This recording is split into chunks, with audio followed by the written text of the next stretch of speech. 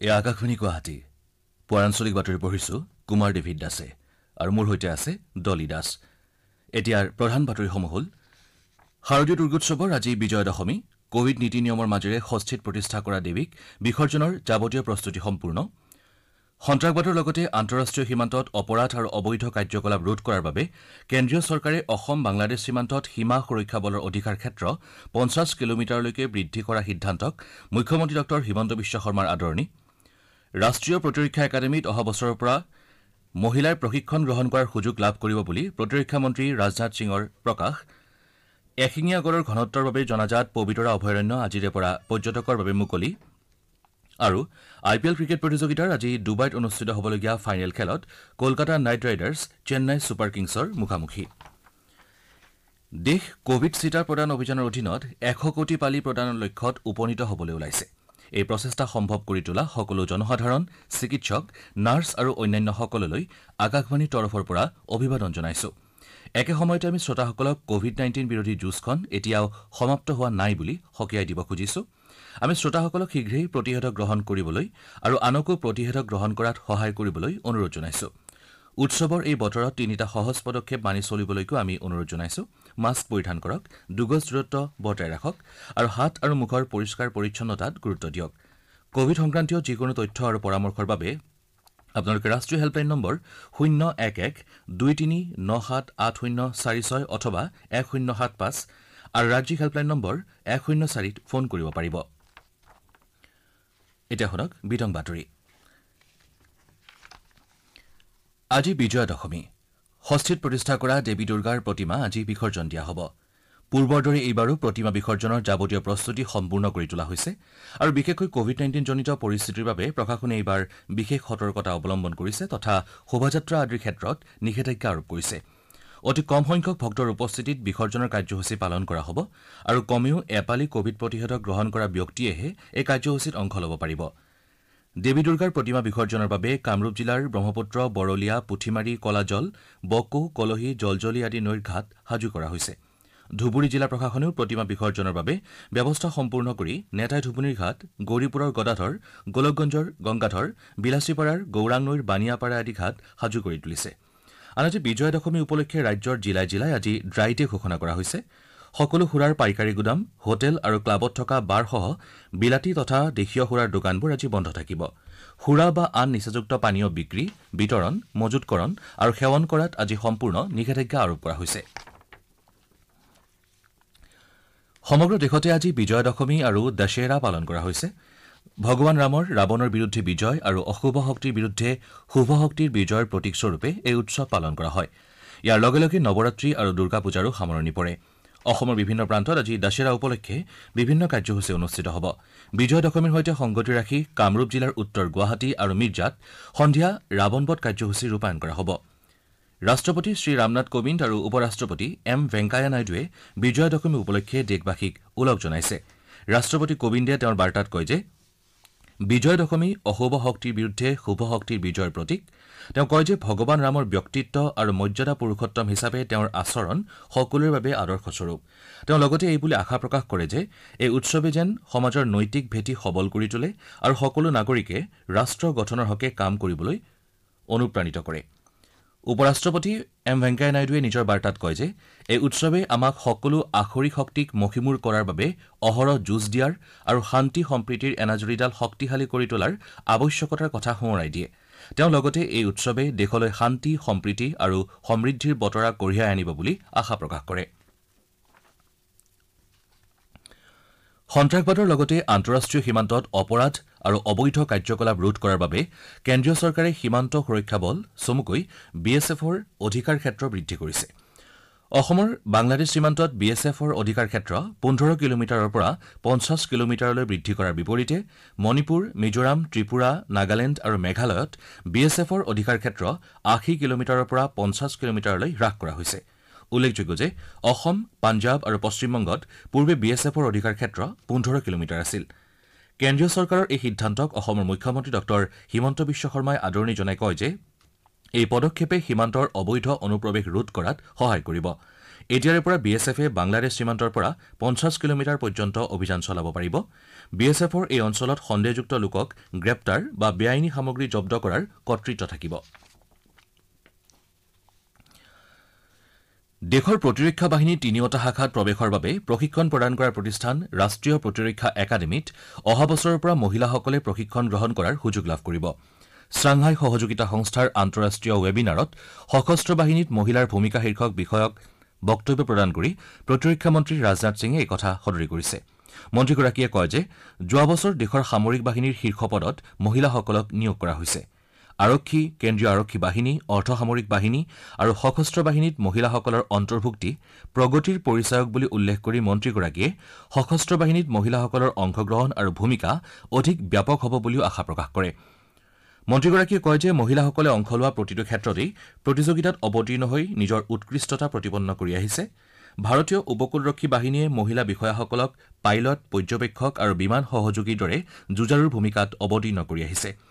বায়ুসেনা বাহিনীতো তেওঁলোকক সহযোগী আৰু যুঁজাৰু দুয়োটা ভূমিকাতে অৱতীৰ্ণ কৰোৱা হৈছে। মন্ত্ৰীগৰাকীয়ে লগতে কয় যে দেশৰ সেনা বাহিনীয়ে 1992 চনতেই মহিলা বিষয়াক নিযুক্তি আৰম্ভ কৰিছিল আৰু সম্প্ৰতি প্ৰতিৰক্ষাৰ প্ৰতিটো ক্ষেত্ৰতে তেওঁলোকক নিয়োগ কৰা হৈছে। মহিলাসকলক এতিয়া স্থায়ী আয়োগৰ বাবে গ্ৰহণ কৰা হৈছে আৰু অচিৰেই সেনা বাহিনীৰ গোটক নেতৃত্ব দিয়াৰো সুযোগ তেওঁলোকে লাভ কৰিব বুলি আশা কৰিব পাৰি। মহাপুৰুষ শ্ৰীমন্ত শংকৰদেৱৰ আজি 573 সংখ্যক আৱিৰ্ভাৱ মহোৎসৱ সমগ্ৰ ৰাজ্যজুৰি পালন কৰা হৈছে। বৰপেটা সত্ৰত কালিৰে পৰা দুদিনীয়া কাৰ্যসূচীৰে শংকৰ উৎসৱ পালন কৰা হৈছে। এই উপলক্ষে ভকত বৈষ্ণৱৰ হৰিনামত ধ্বনি আৰু আয়তীসকলৰ নাম কীৰ্তনেৰে চৌদিশ মুখৰিত হৈছে। মহাপুৰুষজনাৰ জন্মস্থান বটদ্ৰৱা থান আৰু মাজুলীৰ সত্ৰসমূহতো গুৰুজনাৰ জন্মোৎসৱ উপলক্ষে ঘোষাপাঠ, নাম কীৰ্তনকে ধৰি কাৰ্যসূচী লোৱা হৈছে। যোৰহাট জিলাৰ তিতাবৰৰ ধলিসোনাই গাঁৱত গুৰুজনাৰ জন্মোৎসৱ উপলক্ষে আজি দিনজোৰাকৈ ঘোষাপাঠ কাৰ্যসূচী লোৱা হ'ব বুলি উদ্যোক্তাসকলে জনাইছে। কামৰূপ জিলাতো বিভিন্ন সত্ৰ আৰু নামঘৰত শ্ৰীমন্ত শংকৰদেৱৰ আৱিৰ্ভাৱ মহোৎসৱ 3 পৰা 4 দিনীয়া কাৰ্যসূচীৰে আয়োজন কৰা হৈছে। বস্ত্ৰনগৰী শুৱালকুছিৰ শ্ৰী শ্ৰী শংকৰদেৱ মন্দিৰৰ মহাপুৰুষীয়া ধৰ্মালোচনী মহাসভাই গুৰুজনাৰ জন্মোৎসৱ উদযাপন কৰা হৈছে। এই উপলক্ষে উষা কীৰ্তন, চাফাই কাৰ্যসূচী, ধৰ্মধ্বজা উত্তোলন, ভাগৱত যাত্ৰা, ধৰ্মালোচনী সভা, ভাওনা প্ৰদৰ্শন, অংকীয়া নাট প্ৰদৰ্শন আদিৰ আয়োজন কৰা হৈছে। জিলাখনৰ চমৰীয়া সত্ৰৰ উপৰিও ৰঙিয়া, বেজেৰা, কমলপুৰ আদি অঞ্চলত মহাপুৰুষজনাৰ আৱিৰ্ভাৱ মহোৎসৱ পালন কৰা হ'ব। অহা 30 অক্টোবৰত ৰাজ্যৰ 5টা বিধানসভা সমষ্টিত হ'বলগীয়া উপ নিৰ্বাচনৰ বাবে মনোনয়ন পত্ৰ প্ৰত্যাহাৰৰ কাইলৈ অন্তিম দিন। নিৰ্বাচনৰ বাবে প্ৰাৰ্থিত্ব আগবঢ়োৱা 39গৰাকী প্ৰাৰ্থীৰ আটাইকেইগৰাকীৰে মনোনয়ন পত্ৰ বৈধ পোৱা গৈছে। এই উপ নিৰ্বাচনৰ বাবে বিজেপিৰ 3গৰাকী, কংগ্ৰেছৰ 5গৰাকী, CPIৰ 1গৰাকী, AIUDFৰ 2গৰাকী, UPPLৰ 2গৰাকী, BPFৰ 1গৰাকী, VPIৰ 3গৰাকী, NRMPI আৰু অসম সংগ্ৰামী মঞ্চৰ 1গৰাকীকৈ, গণ সুৰক্ষা পাৰ্টীৰ 2গৰাকী আৰু 18গৰাকী নিৰ্দলীয় প্ৰাৰ্থীয়ে মনোনয়ন দাখিল কৰে আৰু আটাইকেইগৰাকীৰ মনোনয়ন বৈধ হয়। অহা 2 নৱেম্বৰত নিৰ্বাচনৰ ভোট গণনা কৰা হ'ব। আপোনালোকে আঞ্চলিক বাতৰি শুনিছে আকাশবাণী গুৱাহাটী কেন্দ্ৰৰ পৰা। আপোনালোকে এই বাতৰি আমাৰ YouTube channel AIR news Guwahati আৰু নিউজ অন এয়াৰ এপ যোগেও শুনিব পাৰিব। বাতৰিৰ পৰৱৰ্তী অংশ শুনক দলিৰ পৰা।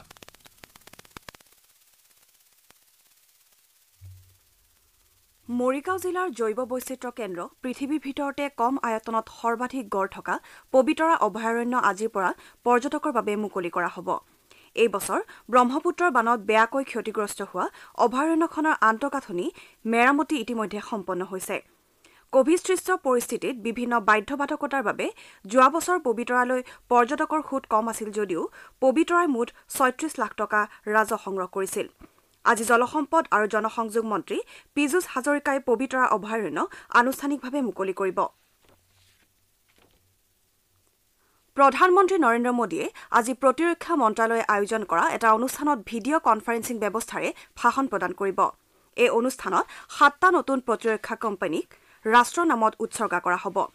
প্ৰতিৰক্ষা মন্ত্ৰালয়ে আয়োজন কৰা এই অনুষ্ঠানত প্ৰতিৰক্ষা মন্ত্ৰী ৰাজনাথ সিঙৰ লগতে প্ৰতিৰক্ষা উদ্যোগ সংস্থাৰ প্ৰতিনিধিসকলো উপস্থিত থাকিব। প্ৰতিৰক্ষা প্ৰস্তুতিৰ ক্ষেত্ৰত দেশক আত্মনিৰ্ভৰশীল কৰি তোলাৰ বাবে গ্ৰহণ কৰা ব্যৱস্থাৰ অংশ হিচাপে চৰকাৰে অস্ত্ৰ-শস্ত্ৰ কাৰখানা পৰিষদক এটা চৰকাৰী বিভাগৰ পৰা 100% চৰকাৰী মালিকানাধীন 7টা কোম্পানীলৈ ৰূপান্তৰ কৰাৰ সিদ্ধান্ত গ্ৰহণ কৰিছে। এই পদক্ষেপৰ ফলত কাম-কাজৰ স্বতন্ত্ৰতা আৰু দক্ষতা বৃদ্ধি পাব তথা উদ্ভাৱন আৰু নতুন সম্ভাৱনাৰ দুৱাৰ মুকলি হ'ব। ভাৰতে ৰাষ্ট্ৰজোৰা কোভিড প্ৰতিষেধক প্ৰদান অভিযানত বিশেষ সফলতা লাভ কৰিছে। এই অভিযানৰ অধীনত বৰ্তমানলৈকে দেশত কোভিড প্ৰতিষেধকৰ ৯৭ কোটিতকৈও অধিক পালি প্ৰদান কৰা হৈছে। স্বাস্থ্য মন্ত্ৰালয়ে প্ৰকাশ কৰা তথ্য অনুসৰি কালি সন্ধিয়া ৭ বজা পৰ্যন্ত ২৭ লাখৰো অধিক পালি প্ৰতিষেধক প্ৰদান কৰা হৈছে। অসমত কোভিডৰ পৰা আৰোগ্যৰ হাৰ ৯৮.৪২% বৃদ্ধি পাইছে। ৰাজ্যখনত যোৱা ২৪ ঘণ্টাত ৩৬২ জন কোভিড ৰোগী সুস্থ হৈ উঠে। ইয়াকে লৈ ৰাজ্যখনত বৰ্তমানলৈকে সুস্থ হৈ উঠা লোকৰ সংখ্যাই ৫,৯৬,০০০ অতিক্ৰম কৰিছে।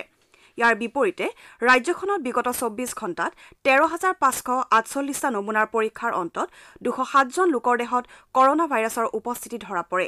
ইয়াৰে ১০১ জন কামৰূপ মহানগৰ জিলাৰ।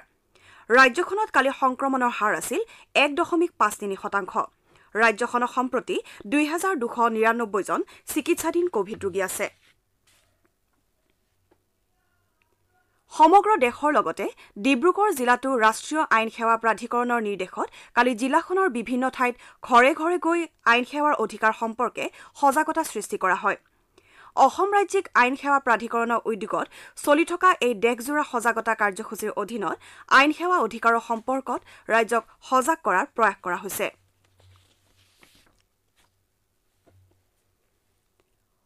উপভোক্তাসকলক প্ৰতি কিলোগ্ৰাম খোৱা তেলত ১৫ পৰা ২০ টকা পৰ্যন্ত সকাহ প্ৰদান কৰাৰ উদ্দেশ্যে ব্যৱস্থা গ্ৰহণ কৰিবলৈ কেন্দ্ৰীয় চৰকাৰে তেল উৎপাদনকাৰী ৰাজ্যসমূহলৈ পত্ৰ প্ৰেৰণ কৰিছে।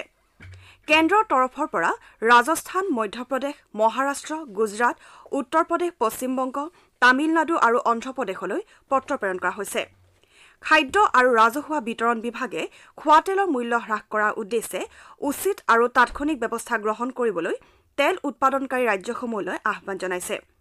কেন্দ্ৰই আমদানি শুল্ক হ্ৰাসৰ উপকাৰ গ্ৰাহকসকলে লাভ কৰাটো নিশ্চিত কৰিবলৈ ৰাজ্যসমূহক কৈছে যাতে তেওঁলোকে উৎসৱৰ এই বতৰত খোৱা তেলৰ বৰ্ধিত মূল্যৰ পৰা সকাহ লাভ কৰিব পাৰে।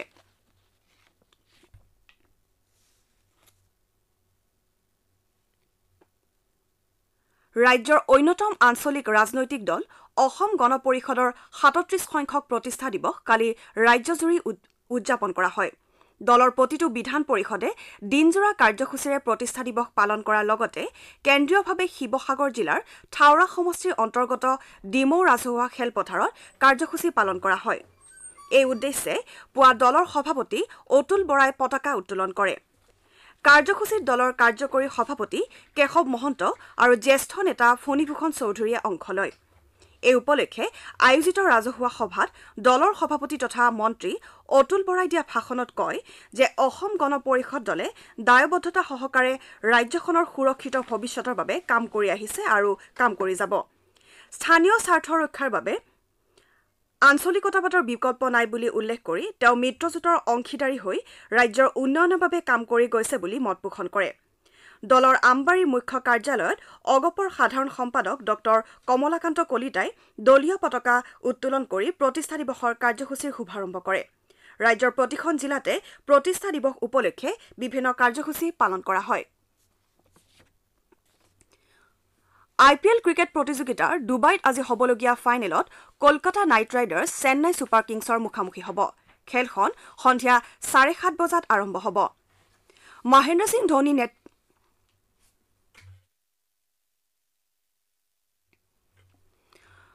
সিং ধোনী নেতৃত্বাধীন চেন্নাই ছুপাৰ কিংছে দিল্লী কেপিটেলছক কোৱালিফায়াৰ 1ত পৰাস্ত কৰি প্ৰতিযোগিতাৰ ফাইনেলত প্ৰৱেশ কৰিছে। ইয়াৰ বিপৰীতে কলকাতা নাইট ৰাইডাৰ্ছ দলে এলিমিনেটৰ 1ত ৰয়েল চেলেঞ্জাৰ্ছ বাংগালোৰ আৰু কোৱালিফায়াৰ 2ত দিল্লী কেপিটেলছক পৰাভূত কৰি ফাইনেলত স্থান নিশ্চিত কৰিছে। বাতৰি শেষ কৰাৰ পূৰ্বে প্ৰধান বাতৰিকেইটা পুনৰ এবাৰ পঢ়ি দিছো। শাৰদীয় দুৰ্গোৎসৱৰ আজি বিজয়া দশমী। কোভিড নীতি নিয়মৰ মাজেৰে ষষ্ঠীত প্ৰতিষ্ঠা কৰা দেৱীক বিসৰ্জনৰ যাৱতীয় প্ৰস্তুতি সম্পূৰ্ণ। সন্ত্ৰাসবাদৰ লগতে আন্তঃৰাষ্ট্ৰীয় সীমান্তত অপৰাধ আৰু অবৈধ কাৰ্যকলাপ ৰোধ কৰাৰ বাবে কেন্দ্ৰীয় চৰকাৰে অসম বাংলাদেশ সীমান্তত সীমা সুৰক্ষা বলৰ অধিকাৰ ক্ষেত্ৰ 50 কিলোমিটাৰলৈ বৃদ্ধি কৰাৰ সিদ্ধান্তক মুখ্যমন্ত্ৰী ড হিমন্ত বিশ্ব শৰ্মাৰ আদৰণি। আৰু IPL ক্ৰিকেট প্ৰতিযোগিতাৰ আজি ডুবাইত অনুষ্ঠিত হ'বলগীয়া ফাইনেলখন খেলত Kolkata knight riders Chennai super কিংছৰ মুখামুখি। এতিয়া আঞ্চলিক বাতৰি ইমানতে শেষ হ'ল।